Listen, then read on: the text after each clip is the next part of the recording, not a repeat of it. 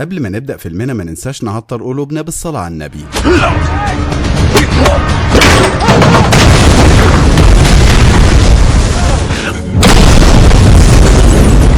عصابة بتخطف البنات علشان تتاجر بيهم، فبيكتشفوا انهم خطفوا بنت اقوى محارب نينجا. بيبدأ الفيلم بالظابط وانج اللي بيحكي عن نفسه، وبيعرفنا انه بيجي كل يوم لشارع جينشينج علشان يدور على واحد بس، وهو قاتل ابوه اللي اسمه جبل. ولسه هيكلمنا عنه بنلاقيه وقف بيبص على واحد معدي، وتقريبا كده في حاجة ما بينهم. لكن علشان نعرف اللي حصل بالظبط وايه اللي وصله لحد كده، تعالى نرجع فلاش باك للقصة من اولها. وقتها بنروح لنفس الشارع اللي كان وانج ماشي فيه، وبنشوف الدنيا مستقرة جدا والناس عايشين حياتهم، والشرطة بتعمل اللي عليها، وفي 2 ضباط بيلفوا في الشارع برضو علشان يأمنوا المنطقة، وبنسمعهم وهم بيتكلموا عن جبل، وتقريبا كده عايش من زمان ومبوظ الدنيا. بس بيظهر لنا صوت وانج من الخلفية، وبيعرفنا ان جبل ده سرق ذهب كتير من عصابة باكون. وعلشان نفهم اكتر، باكون ده يبقى هو زعيم العصابة، ومن ساعتها وباكون بيدور عليه في كل مكان علشان يرجع ذهبه. وطبعا انت كأي شخص طبيعي هيفهم ان جبل ده شخص وحش، بس مش عايزك تحكم عليه دلوقتي غير لما تسمع القصة للنهاية. خلينا احنا نروح لجبل علشان نتعرف عليه اكتر. وبنشوفه وهو نايم على سرير في عيادة بيتعالج، وده لانه مصاب بسبب عصابة باكون. بس تقريبا الدكتور اللي بيعالجه تقريبا كده في بينهم صلة قريبة قوي، لانه بيتكلم معاه بكل عشم. وكمان جبل بيناديه بالعم. الدكتور بيقول لجبل انه لازم يختفي من باكون لانه مش هيسيبه في حاله، وبينصحه انه يعمل له عملية يغير فيها شكله علشان محدش يتعرف عليه، وشكل جديد معناه حياة جديدة. وبيبدأ يحط له إبر مخدرة في وشه علشان ينفذ العملية. لكن جبل أول ما بيغمض عينيه بيفتكر بنت صغيرة وهي بتموت على إيده، وتقريبا كده في سر كبير ورا الموضوع ده. بيبدأ الدكتور العملية في نفس الوقت اللي باكون بيدخل عليه هو وعصابته، وما بيلاقوش حد قدامهم، فبينزل ضرب في كل مكان. لكنه بيتأكد إنه في المكان الصح لما بيشوف الذهب بتاعه محطوط على الأرض، فبيدخلوا يدوروا الضرب في الدكتور لحد ما بيطلع لهم جبل بقى، وبيبدأ يحاربهم واحد ورا التاني. وبرغم انه مصاب الا ان مفيش حد كان قادر عليه، وكل ده وهو لافف وشه بشاش بعد العمليه. علشان باكون بقى يسيطر عليه بيحاول يضربه بالبندقيه بس ما بتنفعش معاه، وجبل بيضربه. ولما باكون بيحاول يمسك عصايه يغرزها في بطنه ما بتاثرش كتير، وبتدور ما بينهم معركه شرسه جدا. لكن بيبان ان باكون اصلا قوي برغم انه مش باين عليه، بس جبل بيديله ضربه في وشه بيخليه يجيب دم. ولما باكون بيشوف الجرح اللي في وشه بيتضايق جدا وبيطحن جبل حرفيا. بس جبل بيرجع يسيطر على قوته، وبيديله ضربة قاضية بتحدفه في الشارع 2-3 متر، وبعدها بيرجع يطمن على الدكتور اللي كان واقع على الأرض مصاب. ولما باكون بيحس انه مش هيقدر على جبل بيطلع قنبلة يحدفها في قلب المكان يفجره، بس جبل بيقدر يسحب الدكتور وينط بيه من الشباك قبل ما القنبلة تنفجر. وبعد ما باكون بيطمن ان مفيش حد فيهم عايش، او زي ما تقول كده هو مفكر ان ما عادش حد فيهم عايش، بيسيبهم ويمشي. لكن في الحقيقة جبل والدكتور لسه عايشين، بس للأسف الدكتور بيلفظ أنفاسه الأخيرة وبيموت على إيد جبل اللي بيخسر عمه، وبيطلع يمشي في الشارع. بس في طفل بيشوفه وهو ماشي وبياخد باله من مشيته، اللي بيبقى باين على رجله إن في إصابة قوية لأنه بيعرج بيها. خلينا بقى نرجع للحاضر مرة تانية ونكمل الأحداث بتاعتنا نشوف هتوصلنا لإيه. وقتها بنروح لمطعم في شارع جينشينج، وبيكون شغال فيه لعم تشين، ومعاه بنت تانية اسمها مينا، وعندها بنت اسمها تشاو. لكن لما مينا بتكون شغالة بتاخد بالها إن في كام راجل بيحاولوا يخطفوا بنت، وبيحطوا لها كمان منوم في الميه، فبتجري بسرعه وبتدخل وبتاخد منهم الكاس، وبتحاول تهديهم علشان تهرب البنت. بس الشباب دول ما بيبقوش راضيين، وساعتها تشين بيطلع يتكلم معاهم. لكن زي ما تقول كده بيبقوا شايفين نفسهم، ومحدش بيقدر يقف قدامهم لحد ما بيظهر الظابط وانج اللي مينا بتستنجد بيه، وبتحكي له اللي حصل، وبتوري له كمان الكاس بتاع الميه على اساس انه الدليل. لكن وانج بيتصرف بطريقه غريبه شويه، لانه بياخد الكاس يفضيه على الارض، وبيغيظها وبيقول لها ان كده الدليل بتاعها راح ومحدش هيقدر يكلمهم. وبياخد الشباب دول وبيمشي يتكلم معاهم. وطبعا دي اول مرة تشين يشوفوا فيها، وتخيل مع اول انطباع عنه هيحكم عليه بايه. خلينا نشوف مع بعض. وانج بيطلع متفق مع العصابة دي، وكمان بيدور مخدرات علشان يظبط دماغه. خلينا بقى نروح لتشاو اللي بتطلع طفلة صغيرة لسه راجعة من المدرسة، بس وهي ماشية في كام طفل من زمايلها بيتنمروا عليها، فهي بكل شجاعة بتضربهم كلهم ومحدش بيقدر يقف قدامها. وبنكتشف ان تشاو بتتعلم فنون الدفاع عن النفس على ايد العم تشين، وبعد ما بتخلص مع اصحابه بتروح مع تشين على البيت اللي من علاقتهم بنلاقيهم قريبين جدا من بعض، لان تشين بيبقى مهتم بيها جدا وبيجيب لها مصاصات كتير علشان بتحبها. فبتطلب منه تشاو انه ما يجيبش سيرة اللي حصل لمامتها، وده لانها بتتعلم فنون القتال من وراها. بالليل بنشوف الضابط وانج وهو ماشي مع العصابة ورايح لحانة، فتشين شافه وهو ماشي وحب يعرف هو بيعمل ايه، ولما شافه مع العصابة وداخل يسهر معاهم خلاص بقى متأكد انه بيساعد العصابة دي، يعني بالبلدي كده ضابط فاسد. عند وانج بقى بيدخل يسهر مع العصابة وبيقعد يسايرهم خالص لحد ما بيظهروا له كل حاجة عنهم، لكن بيجي تليفون لزعيم العصابة ان وانج اصلا بيخونه، فساعتها بيحاول يهرب منه، بس وانج بيقوم يجري وراه هو ورجالته، واول ما بيطلعوا للشارع بتقوم ما بينهم معركة كبيرة جدا، لكن وانج كان قوي بطريقة فظيعة ومحدش قادر يوجه له ضربة واحدة حتى،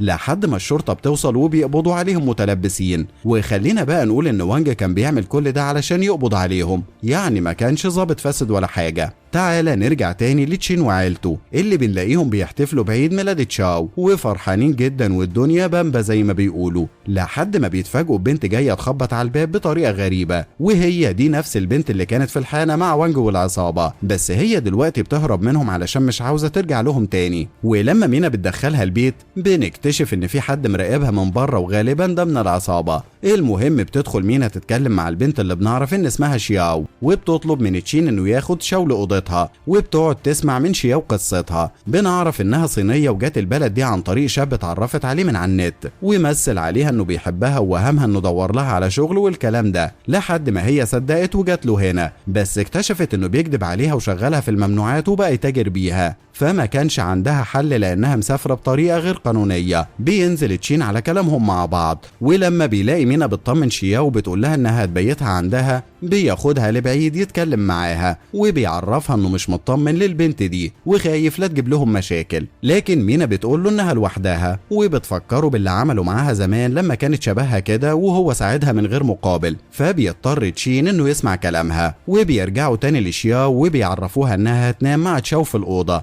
وبنكتشف اصلا ان تشاو واقفه تتصنت عليهم، ونزلت اول ما عرفت الخبر ده وافقت ان شياو تنام معاها، فبيطلعوا للاوضه علشان يناموا. اما تشين فبيخرج يسهر بره وهو بيفكر في المشاكل اللي ممكن تحصل لهم، ومينا بتدخل تنام في اوضتها. ولما كانت تشين بيجيب طلبات على الفجر كده كانت مينا بتبدا تجهز المطعم علشان الزباين، بس بتتفاجئ بعصابه داخله عليهم وجايين يدوروا على شياو اللي بنشوفها في الاوضه بتقوم من النوم مفزوعه وبتحس بيهم، علشان كده اول ما بيدخلوا الاوضه يدوروا عليها بنشوفها مستخبيه تحت السرير، لكن واحد من العصابه بيكتشفها وبياخدها معاه، وفي اللحظه دي بتطلع تشاو من وراهم وبتحاول تمنعهم، بس طبعا هي اضعف منهم بكتير علشان كده بيخطفوها هي كمان في نفس الوقت اللي كانت تشين راجعه فيه من بره ولسه ما شافتش اي حاجه. ولما بيلاقي مينا بتجري ورا العربيه بتاعه العصابه بيجري هو كمان وراهم، لكن علشان رجله مصابه ما بيقدرش يجري. وثواني كده، رجله مصابه؟ ده نفس اصابه جبل اللي شفناها في البدايه، تفتكروا ممكن يكون هو؟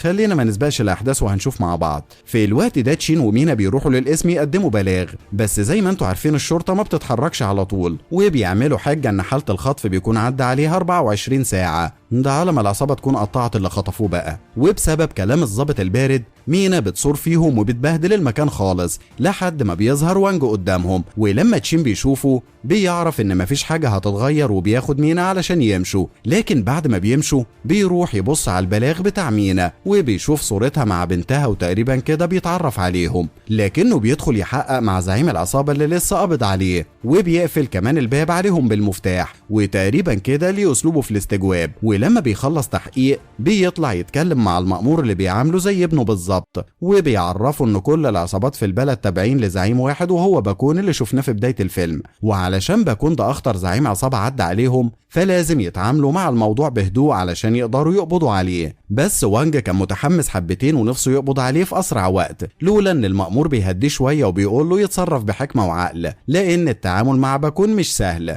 وبيقول له انه شبه ابوه وارث منه شجاعته، فبيحكي بيحكي له وانج ان نفسه يلاقي قاتل ابوه بيدور عليه بقاله مده طويله، فالمأمور بيهديه وبيفكروا بالذكرى السنويه بتاعته وبيروحوا للمقابر علشان يزوروه. فوهم ماشيين في المقابر بيبدأ وانج يفتكر اللي حصل يوم موت ابوه، وساعتها كان هو نفس الطفل اللي قابل جبل خارج من المنطقه وبعدها شاف ابوه مقتول، فعلى طول عرف ان هو اللي قتله. ومن يومها وهو بيدور عليه في كل مكان، بس ما يعرفش عنه حاجه ولا حتى شكله، ما يعرفش غير اصابه رجله اللي باينه قوي عليه وهو ماشي. وخلينا نرجع للحاضر ونشوفه بقى وهو بيتمنى القبض على جبل ده باي طريقه، وانه كل يوم بيروح لنفس المكان على امل انه يلاقيه. اما تشين بقى فكان بيدور على العربيه اللي خطفت تشاو وبيسأل عليها كل الميكانيكيين اللي في البلد لحد ما بيوصلوه المكان عامل زي السجن وعليه حراسه كبيره جدا. فبيرجع تشين البيت وبيفكر ازاي يدخل المكان ده لان اكيد تشاو جواه. وفي السجن ده بقى بنشوف تشاو وشياو وهم محبوسين سوا ومعاهم بنات كتير صغيرين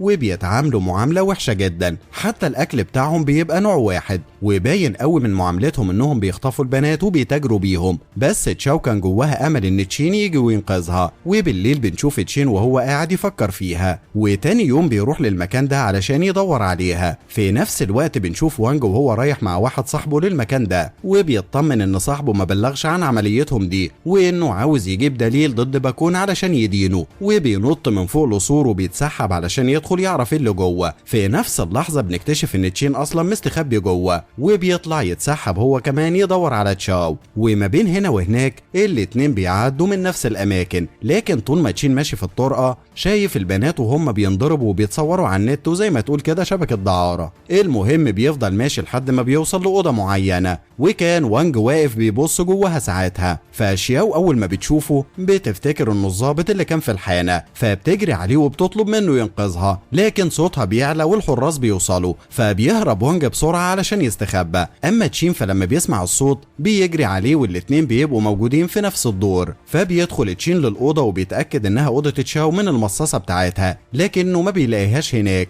والبنات اللي جنبها بيطلبوا منه يساعدهم. فبيشوف تشين جرح في بطنهم وبيعرف ان اعضائهم بتتسرق وبتتباع بره، ولسه بيطمن عليهم بيلاقي وانج داخل عليه فبيفتكر انه ظابط فاسد بقى وانه مع العصابه، وبيقوم يدخل قصاده في معركه كبيره. لكن وانج بيحاول يفهمه انه معاه، بس تشين من اللي شافه ما بيبقاش قادر يتحكم في نفسه ونازل فيه ضرب على اخره، لكنهم بيعملوا صوت عالي والحراس بيسمعوهم. وعلى ما بيجوا يطمنوا كان وانج وتشين خلاص اتفقوا انهم يساعدوا بعض، علشان كده بينزلوا ضرب في الحراس والدنيا بتتقلب عليهم في الطرقه. فبيدخلوا في معركه كبيره جدا واي حد بيقف قدامهم بيقتلوه، وباين قوي ان قوتهم شبه بعضها، لكنهم مش هيقدروا يواصلوا اكتر من كده. وكمان وانج بياخد باله من اصابه تشين فبيفتكر انه شاف جبل بنفس الاصابه وبيشك انه هو، علشان كده بياخدوا معاه للقسم وبيطلعوا بسرعه يركبوا في العربيه. وهو بيطلب من زميله يتصل بالقسم وبيطلب منه ينقل تشين للمستشفى علشان يعالجه ويفضل مراقبه طول الوقت. ولما بيرجع القسم بيلاقي المأمور نازل فيه تهزيء علشان هجم على وكر باكون من غير اذن ومن غير حتى ما ياخد معاه قوه،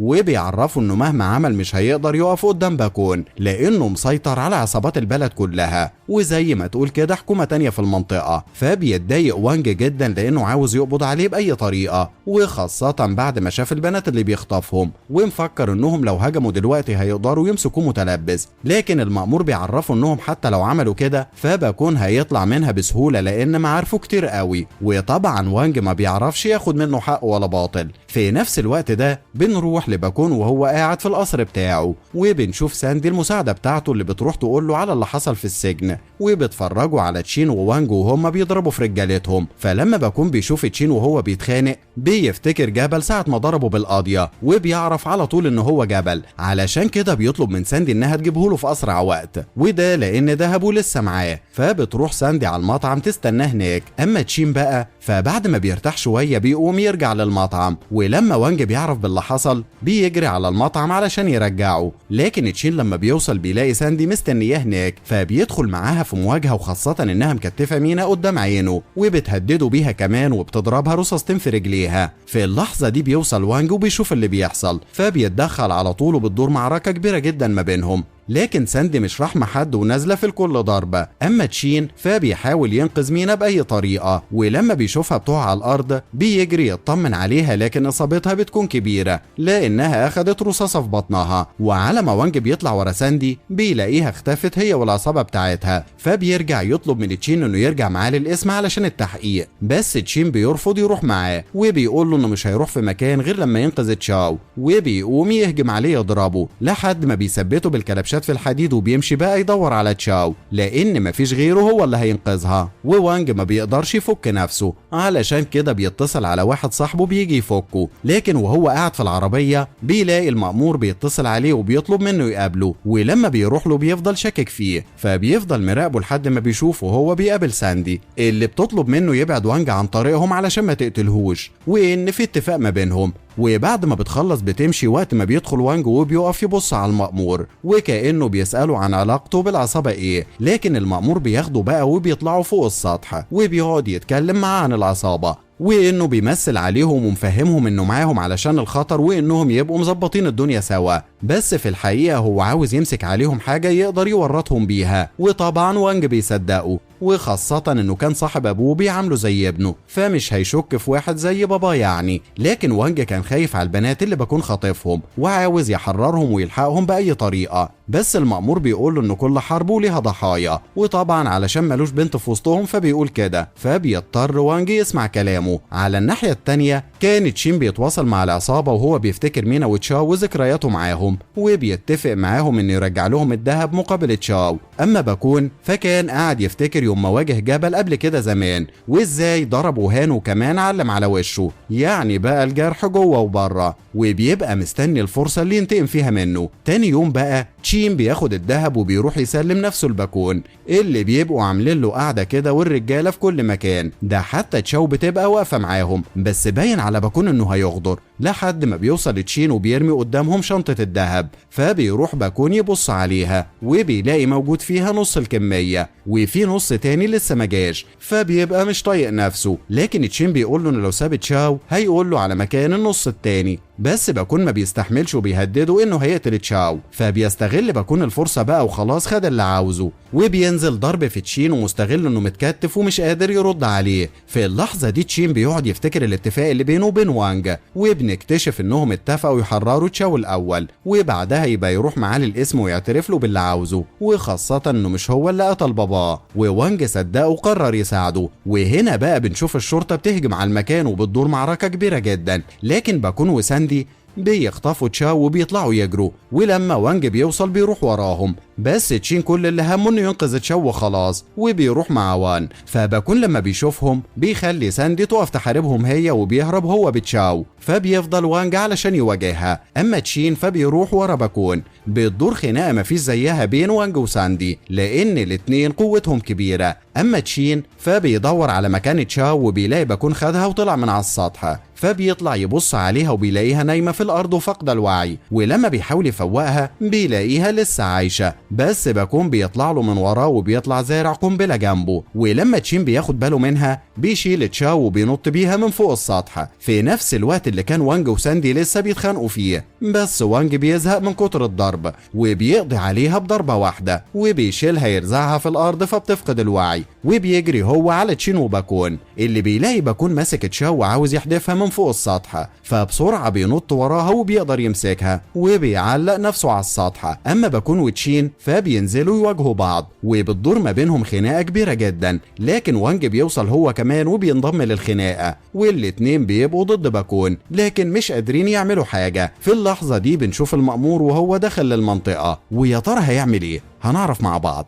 المهم باكون محدش قادر عليه لحد ما بيخبطوا تشين على راسه فبيقعوا الاتنين على الارض. في الوقت ده بنشوف ساندي وهي راجعه مره تانيه، فبيستغل تشين الفرصه وبيوقع باكون في الكلام وبيساله عن باباها اللي قتله زمان، فبيعترف بكل حاجه وهو مش واخد باله خالص ان ساندي وراه. واول ما بتعرف ان هو اللي قتل باباها بتتصدم وبتديله سكينه في ظهره، فهو بيتضير وبيحاربوا بعض هما الاتنين. باكون مش مصدق انها خانته وهيموت على ايديها وهي عايزه تنتقم لموت باباها، بس باكون ما بيموتش ومش عارفين للصراحه لحد ما بيقتل ساندي، لكن علشان هي كانت حاطه الكلبشات في ايديها معاه فما بيقدرش يتحرك كتير، وبيجي تشين وبيدور الضرب فيه، والمرة دي بيديله الضربة القاضية، بس باكون بيطلع سكينة وبيغرزها في صدره، وبرغم إصابة تشين إلا إنه بيقضي عليه، لكن وانج بيقوم وبيكمل فوقه بالرصاص. في اللحظة دي بيوصل المأمور وبيصارح وانج بكل حاجة، وإنه هو اللي قتل أبوه بقى، ودلوقتي هيقتله علشان ياخد ترقية والكلام ده. بس لما بيجي يضربه بالمسدس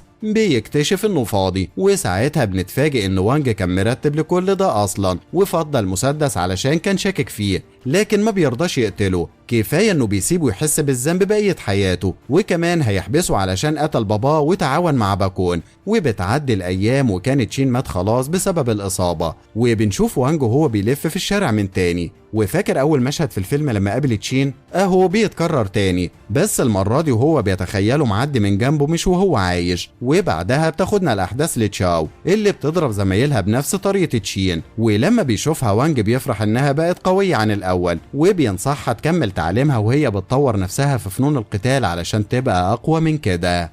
ولحد هنا بيخلص فيلمنا النهاردة، أتمنى يكون عجبكم واستنونا في فيلم جديد. يلا سلام.